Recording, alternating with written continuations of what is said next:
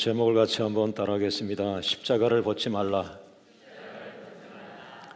자, 오늘은 고난주일입니다. 1년 동안 우리가 열심히 활발하게 살지만 또 이번 주간은 우리가 주님의 고난을 묵상하면서 살아야 되겠습니다. 그리고 특별히 이번 주 금요일은 성금요일로서 예수님께서 십자가에 죽으신 날을 우리가 기념하고 있습니다. 여러분의 스케줄 가운데 또 이번 한 주간 좋은 일들도 많이 하셔야 되겠지만 경건한 그런 한 주간으로 계획하시기를 바라고, 특별히 이번 금요일은 주님께서 십자가에서 죽으신 날을 우리가 기념하고 있어요. 그래서 하루를 금식하면 좋고요, 또 아니면은 금식하는 마음을 가지고 예수님을 묵상하며 금요일을 여러분이 살아가기를 원합니다. 한번 일단락 따라하겠습니다. 십자가의 길을 순순히 가신 어린 양 예수. 십자가의 길을 순순히 가신 어린 양 예수의 모습을 오늘 우리들에게 묵상케 하고 있습니다.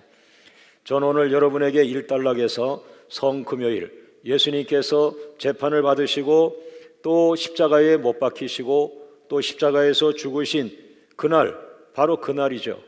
이번 주 금요일에 대한 그런 기념하는 그런 날인데, 그 예수님 당시 2000년 전 예수님이 십자가에 못 박히고 그 십자가에서 죽으신 그 성금요일에 대한 일정을 잠시 말씀을 드리려고 합니다.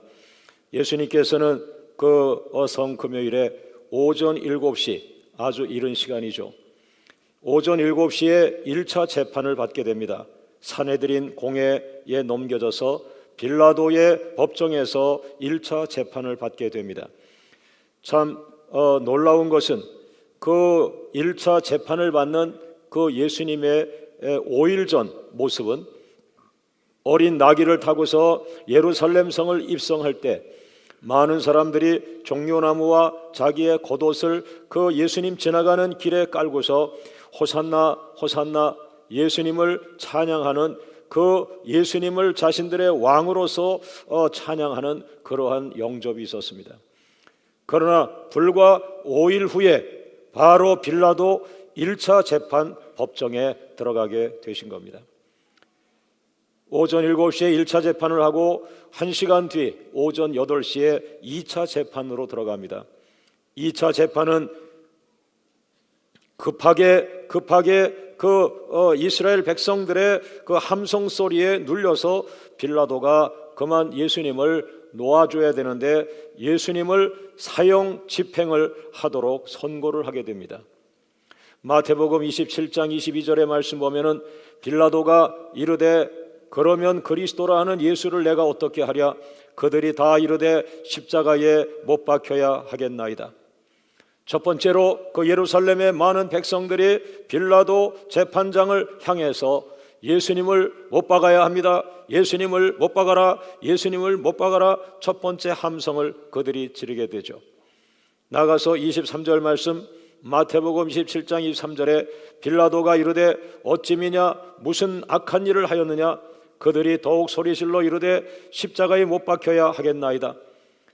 한 번의 함성으로 빌라도가 변화되지 않으니까 두 번째 더 큰 함성으로 재판장 빌라도에게 영향을 주면서 바라바를 놓아주고 저 예수를 십자가에 못 박아 죽이라고 함성을 치게 됩니다. 그 두 번의 강력한 백성들의 함성 소리에 재판장 빌라도는 위축을 받고 마태복음 27장 26절에 강도 바라바는 놓아줘 버리고 예수님은 채찍질하고 십자가에 못 박도록 넘겨주게 되죠. 그로부터 9시, 1시간 뒤 9시에 십자가에 못 박히시게 됩니다. 여러분, 8시에 그 함성 소리에 2차 재판이 길지 않았을 겁니다.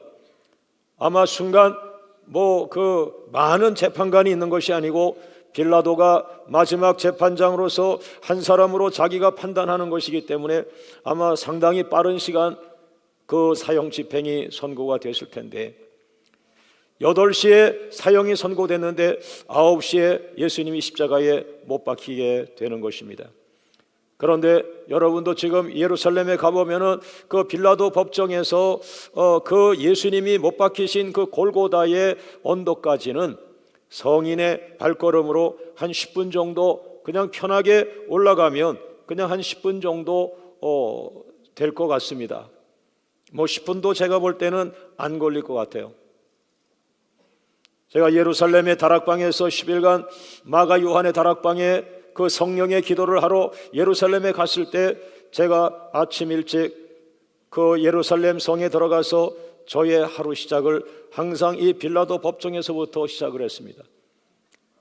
예수님이 사형 선고를 받은 그 성전에서, 지금도 그 성전이 있는데 그 성전에서 기도하고 예수님이 바로 이 자리에서 사형을 당하도록 선고받았고, 그리고 바로 그 빌라도 법정에서 나오면은 좁은 골목길에 상가들이 쭉 있습니다.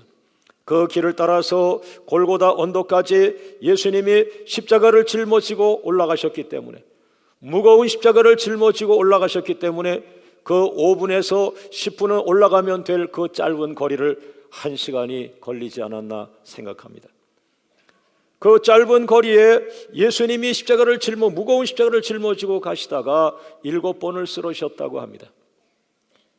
그 중에 한 번은 무거워서 쓰러졌는데 저쪽에 예수님의 육신의 어머니 마리아를 보았다고 하는 자리도 있습니다.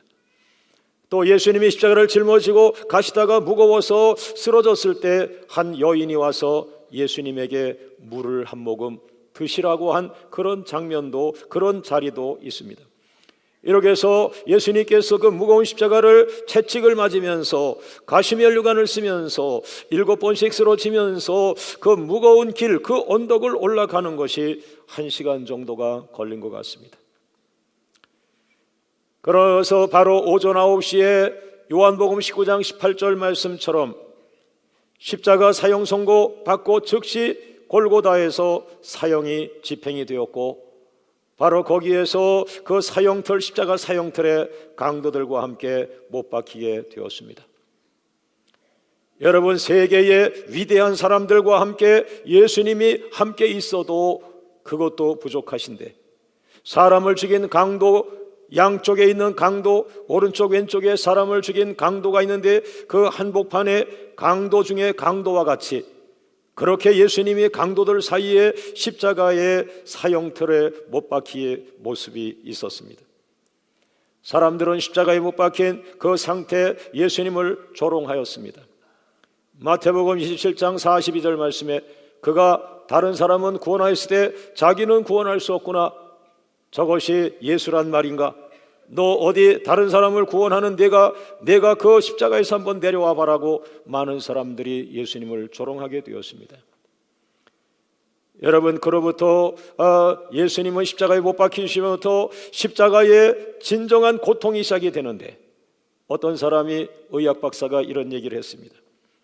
예수님의 십자가의 고통은 그 성인의 육체가 단 못 3개에 의지하고 있다고 했습니다. 성인 남자의 몸이 못 3개에 의지하고 있을 때 아마 틀림없이 예수님은 오른쪽에 손에 힘을 쥐었을 것이다. 오른쪽에 힘을 주면 왼쪽과 발목 쪽이 약간은 고통이 덜해질 것이다. 또다시 1, 2초 지나면서 다시 예수님은 왼쪽 손에 힘을 주셨을 것이다. 그러면 왼쪽에 힘을 주면서 오른쪽과 발목에 고난이 조금 줄어들 것이다. 그리고 불과 몇 초 후에 예수님은 다시 발목에 힘을 주었을 것이다. 예수님께서 발목에 힘을 주시는 동안 오른팔과 왼팔에 고난이 좀 덜해질 것이다. 바로 이와 같은 것을 6시간을 하셨다는 거죠. 이런 고통을 계속해서 6시간 중에 3시간이 지났습니다.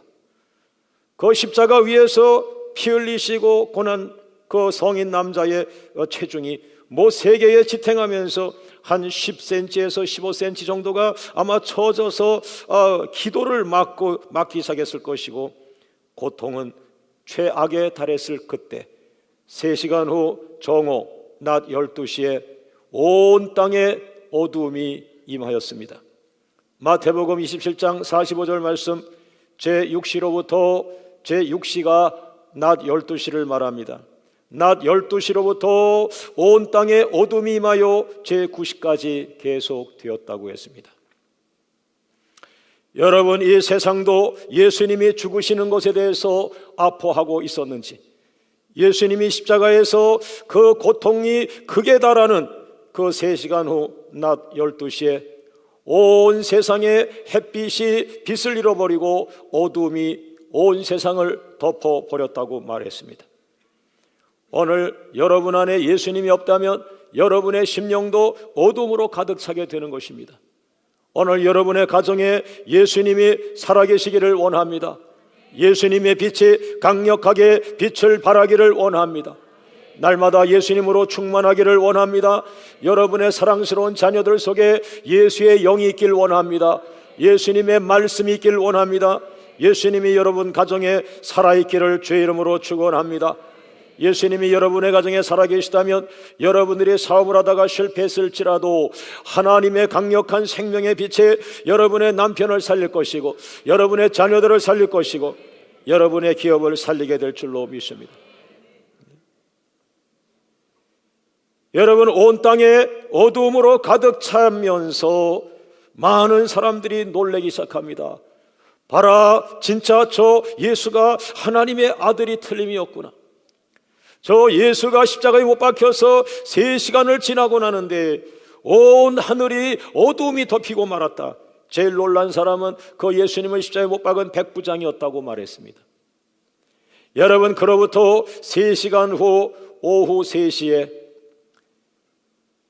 십자가에서 6시간 만에 고난과 마지막 고난의 낭떠러지에 떨어지시는 예수님께서 6시간 만에 오후 3시 정각에 운명하게 되었습니다.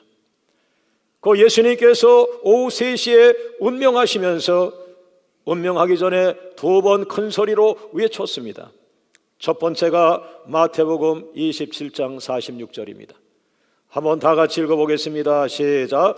제9시쯤에 예수께서 크게 소리질러 이르시되 엘리 엘리 라마 사막다니 하시니 이는 곧 나의 하나님 어찌하여 나를 버리셨나이까 라는 뜻입니다.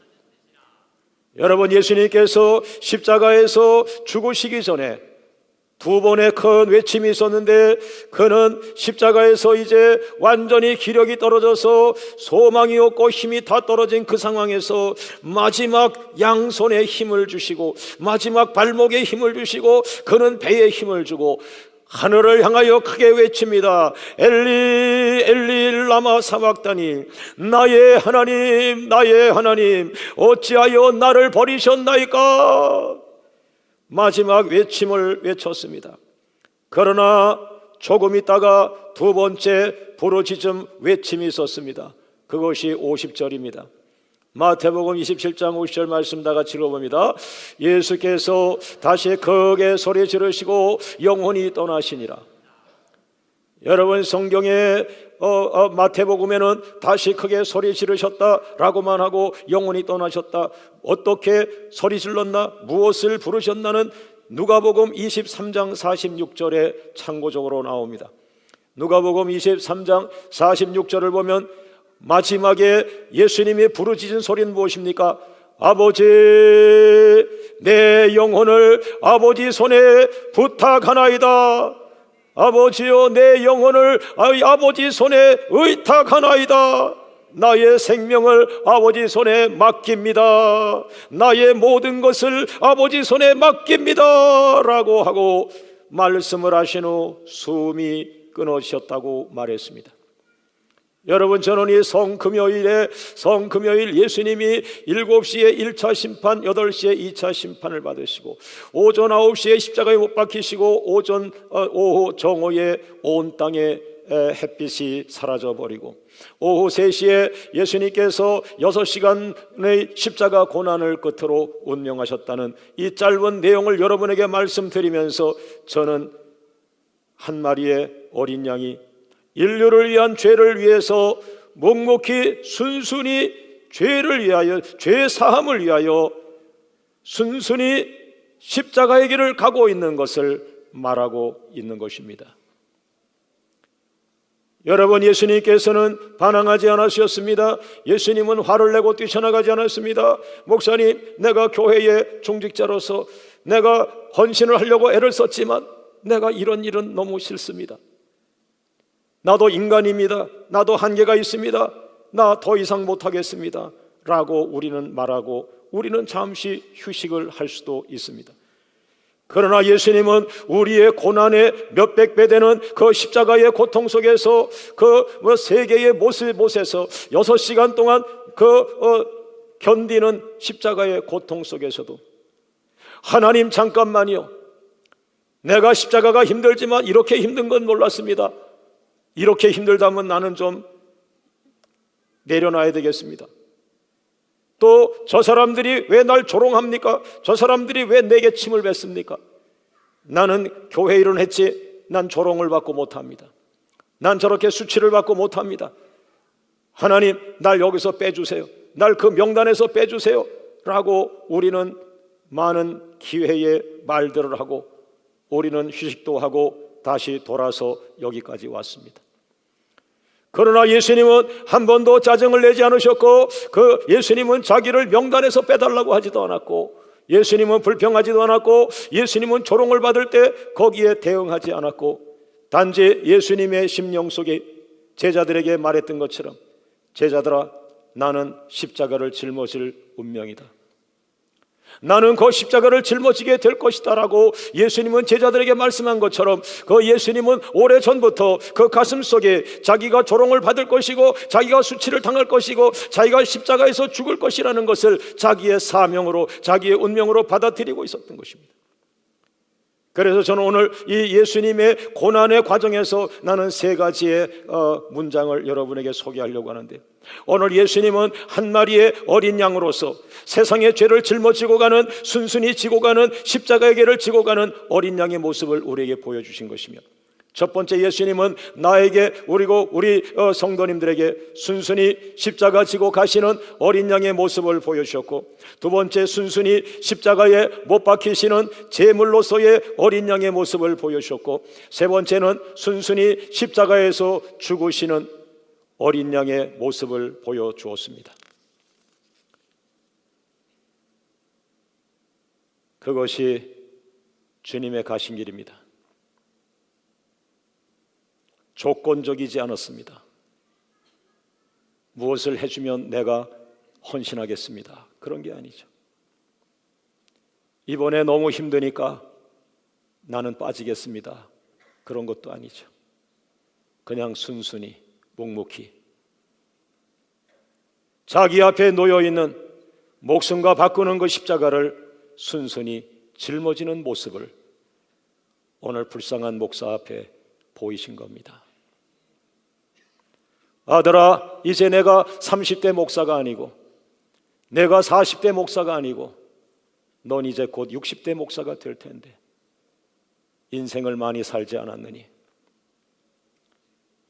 이제 남에게 탓하지 말고 한 번 정도는 너의 문제로 받아들여서 순순히 주님처럼 십자가를 짊어질 수 없겠느냐 하시는 주님의 말씀으로 들립니다. 두 번째로 넘어갑니다. 한번 따라하죠. 자기 십자가를 짊어지라. 여러분, 시대마다 위대하게 쓰임받은 사람들의 특징은 무엇입니까? 그들이 좋은 대학을 나왔다, 그들이 IQ가 높다, 그 아버지가 돈을 많이 가지고 물려줬다라고 우리들은 얘기하지만 아닙니다. 막상 유명한 사람들을 만나보면 그들은 항상 고생했던 시절을 말하면서 그 고생을 십자가로 극복한 이야기들을 그들은 하고 있었습니다. 오늘 여러분들의 앞에 놓여있는 십자가를 넘어가지 않는다면 여러분은 저 산등성 너머에 있는 그 영광은 가질 수가 없습니다.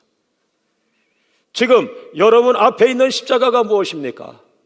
지금 여러분 앞에, 여러분 가정 앞에 있는, 여러분이 사업하십니까? 그 사업의 현장에 지금 직면해 있는 그 십자가는 무엇입니까? 결혼 생활이 위기에 있습니까? 왜 위기에 있습니까? 그 위기에 있는 가정에서 지금 십자가는 무엇입니까?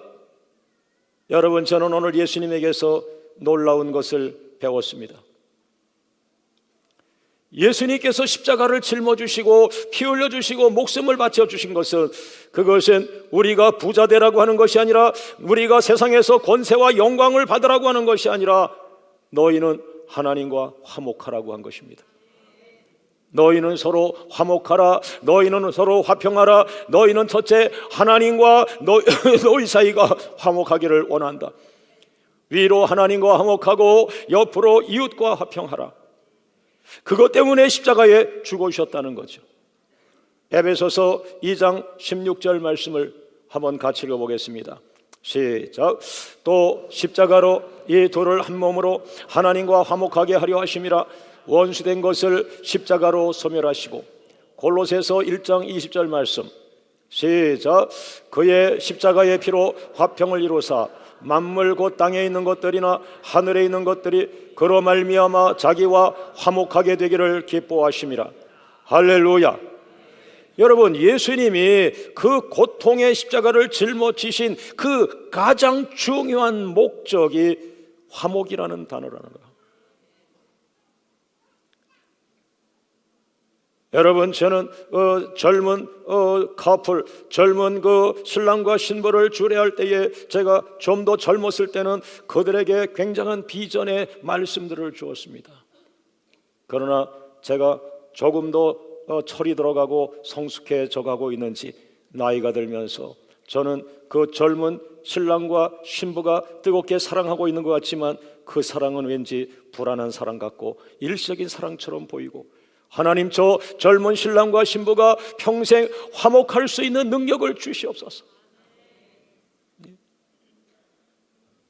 오늘 여러분들이 사업에 성공해서 많은 돈을 헌금하고 또한 좋은 차를 타고 교회에 오신 분들이 계실 거예요. 여러분, 거기에 속으면 안 돼요. 여러분이 성공하고 헌금을 많이 하게 되었고 좋은 차를 타게 되었다고 해서 여러분이 화목한 건 아니라는 거예요. 여러분, 성경의 축복이 뭡니까? 작은 밥상에 조기가 올라오지 않고 봄철에 쑥을 넣고 끓인 도다리국은 없어도, 물론 성경에 뭐 도다리가 있겠어요. 늘 요즘 텔레비 틀면 봄에 맨날 도다리 잡아가지고 쑥는 거, 맨날 목사님만 약 올리는 텔레비. 난 금식에 금식을 하며 밥도 지금 못 먹고 있는데. 그런데 그렇게 해서 세상에 돈 벌어가지고 먹으러 다니는 분들이 얼마나 많아요. 우리나라가 좋아진 거예요. 그러나 사랑 여러분, 화목을 성경은 말하고 있습니다. 할렐루야. 오늘 아멘 하신 분들, 저 바다에서 자연산 도다리가 날라오길 원합니다. 그래서 사랑하는 아내에게, 사랑하는 남편에게 이렇게 아름다운 식사가 되기를 원합니다. 여러분, 교회의 덕목이 무엇입니까? 그 교회 3,000명이 됐어. 그 교회 5,000명이 됐어. 그 교회 그 도시에서 가장 큰 교회가 됐어 라고 하는데 빠지면 안 되는 거예요. 그 교회가 100명이면 어떻고 1,000명이면 어떻습니까? 그 교회는 예수님들을 잘 믿어가지고 화목해, 화평해. 그 교회 가봐서 사랑이 넘쳐. 이게 교회란 말이에요. 여러분, 속으면 안 돼요, 마귀에게. 할렐루야. 할렐루야. 여러분, 교회가 화목하다는 것은 누군가, 장로님이든지 권사님이든지 집사님이든지 누군가 화목의 십자가를 짊어지고 있다는 증거죠. 화목의 십자가를 누가 짊어지고 있습니까? 바로 예수 그리스도께서. 그리고 화목의 십자가는 누가 짊어질 수 있습니까? 성령의 열매를 맺는 성도, 다시 말하면 성령 충만한 성도가 화목의 십자가를 짊어질 수 있는 것입니다. 우리 옆에 분과 한번 화나지 않게 부드럽게 한번 찔러서 얘기 한번 해볼까요? 화목하셔야 돼요. 다시 한번 성질대로 다 하면 안 돼요.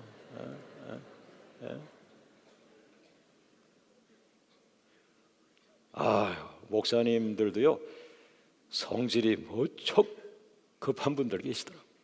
금방 나랑 얘기했는데 금방 저기서 뭐 실행하더니 나보다 더 하더라고. 난 굉장히 준수하다는 걸 깨닫고 돌아왔어요.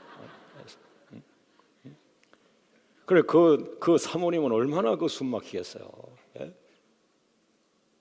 옆 사람과 인사합니다. 조금 쉬었다 가요. 예? 화목합시다. 화평합시다. 예? 할렐루야, 할렐루야. 그 남편들이 잃어버린 게 뭐냐면 아내들도 자기처럼 성공에 미쳐있는 여자들은 남편이 갖다 주는 걸 좋아하긴 하지만 여자들은 성공보다는 가정의 행복이 우선이 돼요. 그러니까 빨리 남자들은 돈 좀 적게 벌고 빨리 가정으로 가서 이렇게 가족 화목한 거 이걸 찾아야 돼요. 옆 사람과 인사합니다. 일주일에 하루는 가정의 날을 잡으세요. 예? 예? 다시 한번 어느 날로 정하셨어요? 토요일로 정하면 안 돼. 토요일은 항상 그거는 늘 가정의 날을 생각하고 월화수목금 중에 하루를 정해서 가정의 달로 해가지고 화목의 은혜가 있어야 돼요. 화목의 할렐루야. 자, 두 번째 우리가 직면해야 되는 것은 우리 앞에 사명들이 있고 우리 앞에 재앙들이 올 때 그 재앙을 축복으로 바꾸기 위해서 누군가 기도의 십자가를 짊어져야 되는데 열왕기상 18장 42절 말씀 다 같이 읽어봅니다. 시작. 아합이 먹고 마시러 올라가니라 엘리야가 갈멜산 꼭대기로 올라가서 땅에 꿇어 엎드려 그의 얼굴을 무릎 사이에 놓고 43절 그의 사환에게 이르되 올라가 바다 쪽을 바라보라. 그가 올라가 바라보고 말하되 아무것도 없나이다. 이르되 7번까지 다시 가라. 7번 기도의 사명을 가졌어요. 교회에 기도의 기적이 일어나길 원합니다. 교회에 기도의 기적이 일어난다는 것은 그 교회 안에 누군가 어떤 구성원이 어떤 성도가 기도의 십자가를 짊어지고 있다는 말입니다. 세 번째, 믿음의 십자가를 짊어져야 됩니다. 아, 목사님, 그건 우리 형편에 맞지 않습니다. 아, 목사님, 현실은 너무 어려운데, 그거 너무 우리 힘으로 과합니다. 그거 안 됩니다. 라고 하는 그 시대에 하나님께서 여호수아 3장 8절 말씀에 언약궤를 맨 제사장들에게 다 안 된다고 한다. 그러나 약속의 땅 들어가야 한다. 비전의 땅에 들어가야 한다. 축복의 땅에 들어가야 한다. 그러므로 저 백성들 다 안 된다고 하지만 언약궤를 맨 제사장들, 언약궤를 맨 목사님들 몇 사람만 앞으로 나오셔. 말씀을 의지하는 목사님 몇 사람이면 됩니다. 당신들이 말씀을 붙들고 말씀을 앞세우고 저 요단강으로 들어가면 요단강은 지금 가장 물이 많은 계절이 되어서 사람이 들어가면 저 강물이 당신을 삼켜 물에 빠져 죽게 만들 수 있지만 그러나 너희가 내 말을 순종하여 언약궤를 짊어지고 그 요단강 안에 발을 들여 놓는 순간 너희의 믿음이 요단강을 가르게 될 것이라. 여러분, 우리는 현실주의자입니다. 그러나 우리는 믿음의 사람들입니다. 할렐루야, 할렐루야. 오늘 하나님의 보좌로부터 현실을 극복하는, 현실을 끌고 갈 수 있는, 현실의 요단강처럼 갈라지게 만드는 그러한 믿음의 십자가가 오늘 여러분의 남편들을 통해서 나타나길 원할 뿐 아니라 광명교회 말씀을 사랑하고 말씀을 생명같이 믿는 몇 명의 집사님들 안에서 이와 같은 기적과 믿음의 십자가가 이루어지기를 원합니다. 할렐루야, 할렐루야. 네 번째, 전도의 십자가를 짊어지시기를 원합니다. 다섯 번째, 양육의 십자가를 짊어지시기를 원합니다. 시간이 없어서 어떤 건 그냥 이름만 말하고 넘어가는데 이 양육의 십자가에 대해서 제가 잠깐 코멘트를 한다면, 여러분, 저도 성경 공부로 많이 알려지고 또 성경 공부로 한동안 10년간 한국교회 다니면서 예수급 만들기라는 성경 공부 교재를 가지고 교파교단의 많은 집회를 30대부터 했습니다. 그러나 지금 나이가 많아지면서 깨달은 게 있습니다. 양육은 1년짜리 제자 훈련으로 될 수 없구나. 양육이라고 하는 것은 6개월짜리 교재 가지고 될 수 있는 것이 아니라는 거예요. 6개월만 열심히 공부하면 되겠죠. 그러나 그것은 공부에 끝나고 맙니다. 왜? 이론은 6개월 만에 할 수 있어요. 이론은 4주 만에 할 수 있어요. 이론은 12달 안에 마스터할 수 있어요. 그러나 이론과 삶은 20년의 차이가 있어요. 여러분, 학교 선생님들은 교과서 하나 가지고 1년에 하나씩 띱니다. 그러나 어머니들은 교과서 하나 없이 20년을 뒤에서 잔소리합니다. 그렇게 하면 안 돼. 그렇게 하면 안 돼. 그런데 말 안 들어가지고 사고 쳐가지고 감옥에 갑니다. 어머니는 거기서 성경 공부시키지 않습니다. 교재 펴놓지 않습니다. 감옥에서 나오는 거 두부 한 입 쳐 먹이고, 그래 이리 와. 이 돈 내가 다시 마련한 거요. 이 돈 가지고 다시 시작해봐. 예. 어머니의 교육을 잘 보셔야 돼요. 어머니는 교재 번뜩한 거 가지고 6개월 만에 아들 교육 끝났다 그러고 넌 집 나가라 그렇게 하지 않습니다. 교육과 양육은 다른 거예요. 양육은 어머님에게 해당하는 거예요. 여러분, 바로 그 양육의 대가가 사도 바울이었습니다. 사도 바울은 성경 교재 하나 가지고 베스트셀러 만들어서 4주 12주 만에 이론을 가리킨 그런 분이 아니라 사도행전 20장 19절 말씀을 보세요. 사도행전 20장 19절 말씀 시작. 곧 모든 겸손과 눈물이며 유대인의 간계로 말미암아 당한 시험을 참고 주의 섬긴 것과, 할렐루야.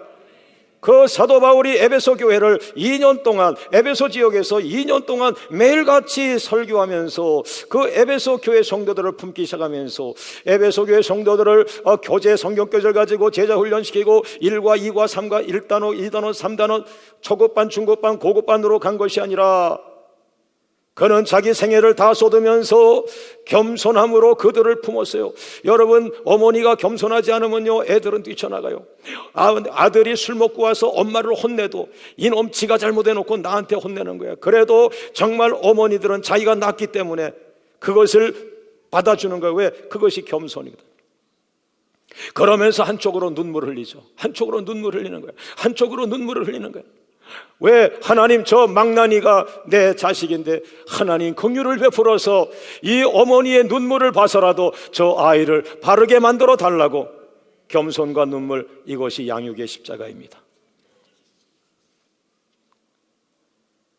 여러분, 앞으로 제가 하나님이 쓰시는 동안에 제가 여러분을 교육할 것은 성경 교재 잘 써서 4주 만에 여러분을 지식인을 만드는 게 아니라 여러분을 배후에서 지켜보면서 하나님, 저것도 품어주세요. 하나님, 저분에게 한번 날개를 달아주세요. 제가 할 양육의 내용은 오래 참는 것과 겸손과, 겸손은 무엇이든 다 수용해야 되는 거죠. 그리고 눈물입니다. 반복적 눈물이죠. 하나님, 그래도 포기하시면 안 됩니다. 하나님, 그래도 포기하시면 안 됩니다. 하나님, 그래도 포기하시면 안 됩니다. 이제 22년이 지나면서 제 눈에 굵직굵직한 일꾼들이 보이기 시작하네요. 20년이 세월이 가고 있습니다. 예. 여러분, 잘 참으셨고 잘 따라오셨고 훌륭한 제자들이 될 것입니다. 할렐루야. 또 찬양의 십자가를 짊어져야 되고, 금식기도의 십자가를 짊어져야 되고, 요셉과 같이 용서의 십자가를 짊어져야 되고, 또 이사야 53장 5절 예수님처럼 치유의 십자가를 짊어져야 됩니다. 여러분, 14개의 교구가 있습니다. 제가 바라면 하나님 14교구에서 다 백혈병이 낫게 하시고 뇌종양이 낫게 하시고 암병이 고침받게 해달라고 저는 기도하지만, 그러나 매년 보면은 한 교구 내지 두 교구에서 기적 같은 치유가 일어나고 있습니다. 그것이 왜 그럴까요? 어린아들이 뇌종양인데 엄마가 훌륭합니다. 어린아들을 포기하라고 의사가 말하는데 그 엄마는 자기가 난 어린아들을 포기하지 않고 교회를 와서 밤마다 울면서 우리 아들 머릿속에 뇌종양이 떠나게 해달라고. 의사들이 보면은 기겁할 그 무식한 기도지만, 그러나 그 엄마는 그 아들을 사랑하기 때문에 하나님에게 와서 매달립니다. 뇌종양이 우리 아이 머리에서 나가게 해달라고. 그 엄마의 기도의 십자가, 그 엄마의 치유의 십자가를 누가 이길 수 있겠습니까? 거기에 덩달아 가는 분은 남편이 아니라 그 교구 목사님. 다른 교구는 야외에 가고 다른 교구는 광릉내로 소풍 가는데 그 교구 목사님은 갈 수가 없어요. 왜? 이 아이에게 붙들려서.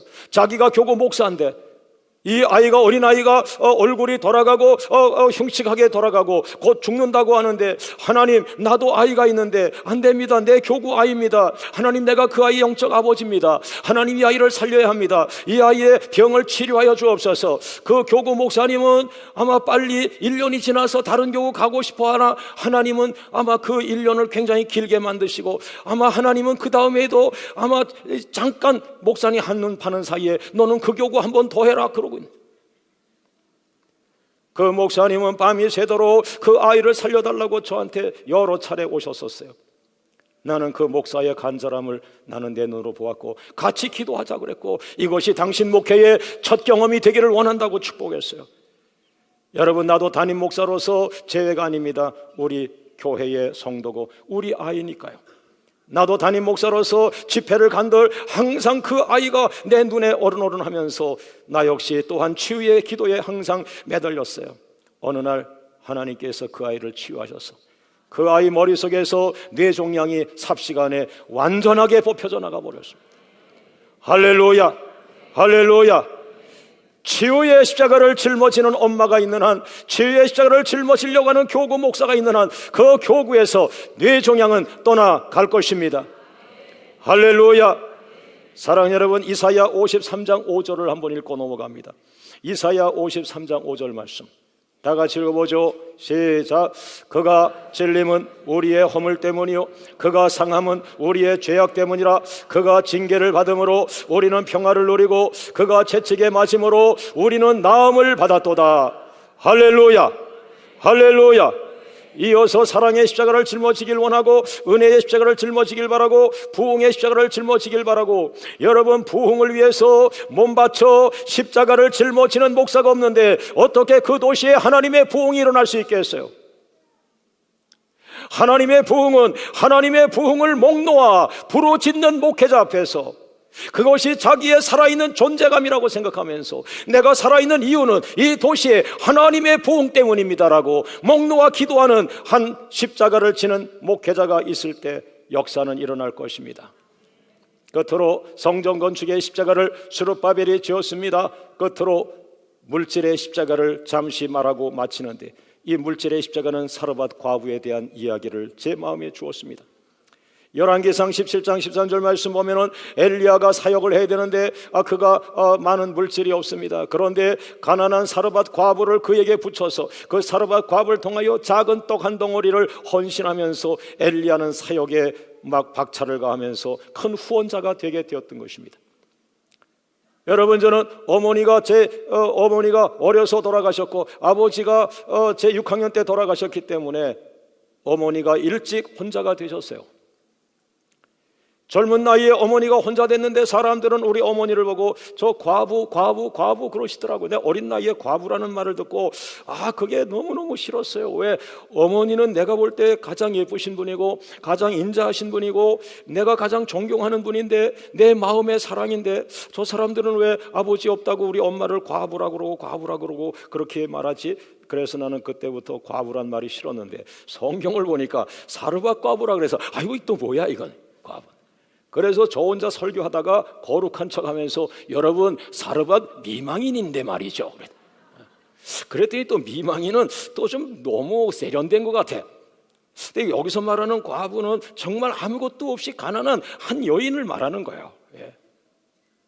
그래서 어쩔 수 없이 그냥 사르밧 미망인보다는 사르밧 과부가 본문에 충실한 것 같다. 가난하게 살아가는 그 아들 하나 데리고 사는 가난한 여인이라고 표현하는 거죠. 여러분, 하나님의 나라는 부자를 통해서도 이루어지겠지만 이렇게 가난한 과부를 통해서 이어가고 있었습니다. 여러분, 많이 힘드실 거예요. 말씀 안 하셔도. 교회의 건축 부채를 위해서 우리가 기도하기 시작한 지가 꽤 되었습니다. 저도 늘 시간만 있으면 하나님 이제 하도 많이 기도해서 또 조목조목 말하면 나도 쑥스러워서 확인하려고 어디 좀 준비 좀 하고 계시나요? 하나님, 이런 소리로 하나님 응답이 없으면 그거요 그거 소식 듣고 싶어서 다시 무릎 꿇었는데 그거 소식 없어요. 뭐 구름이 안 떠요. 아직 뭐 돕는 자가 없어요. 하나님 어떻게 하세요? 그거요, 그거 때문에 또 무릎 꿇었는데요 하는데 그날 감동적인 환상을 보여주었어요. 성전 부채를 놓고 또 기도 중에 환상을 보여줬는데 개미떼가 있잖아요. 개미떼. 저 계곡에 산이 있는데 산과 산 사이 계곡에 그러니까 개미떼가 수많은 개미떼가 군대처럼 이 입에 조그마한 흰 먹이를 물고 개미떼들이 이렇게 오고 있는 그런 환상인데 순간 주여, 가난한 사람들이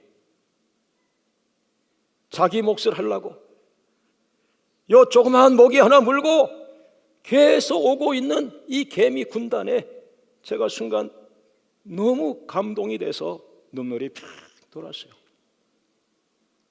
여러분, 22년 광명교회 세계 선교는 개미 군단들이었습니다. 큰 부자가 아니었습니다. 늘 가난한 사람들이 목사님 또 선교 가시죠? 그리고 봉투에 몇십만 원 넣어주었어요. 목사님 이거 100만 원인데요 제가 쓸 수가 없어요. 우린 돈이 없지만 이걸 주셨는데 내가 쓸 수가 없어요. 목사님 지난주 선교 간다는데 밤새 하나님이 이 돈 선교하라 그랬어요. 나는 그 돈을 달러로도 바꿀 수가 없었어요. 그냥 하나로 그대로 가져갔어요. 선교지 가서 내 마음을 움직이는 그 선교사에게 그대로 줬어요. 여러분, 앞으로도 이 교회에 하나님의 비전은 끊이지 않을 것입니다만은 그러나 공급의 통로는 역시 개미들인 것 같아요. 너무 무리하지 마시고 자기 몫을 하려고 애를 써보세요. 나머지는 하나님이 하실 겁니다. 다만 한 가지, 나의 사랑하는 권사님, 나의 사랑하는 집사님, 나와 같이 20년 신앙생활 같이 하는 광명의 성도 여러분, 작지만은 그러나 십자가는 벗어서 안 됩니다. 그 십자가가 능력입니다. 십자가가 복음입니다. 십자가가 유일한 구원의 길입니다. 십자가는 제자 훈련의 마지막 코스입니다. 십자가는 순종의 열매입니다. 십자가는 승리의 비결입니다. 십자가가 치유의 능력입니다. 십자가는 상급입니다. 여러분, 부부 사이 같이 오신 분 있어요? 부부가 같이 앉은 분 있어요? 부부. 그 부부셔요? 세 번째? 예, 같이 한번 일어나 보세요. 2부 때 안 그랬는데 3부에 많이 망가지네. 그 부부 한번 이렇게 쳐다보세요. 이렇게 쳐다보세요. 확인하세요. 내 남편 내 아내 맞나? 쳐다보면서 한번 이렇게 인사하세요. 여보, 항상 가정에 십자가를 짊어져 주셔서 감사해요. 어려울 때가 얼마나 많으셨어요. 여보, 항상 가정의 십자가를 짊어져 주셔서 감사해요. 우리 한번 박수로 격려합니다.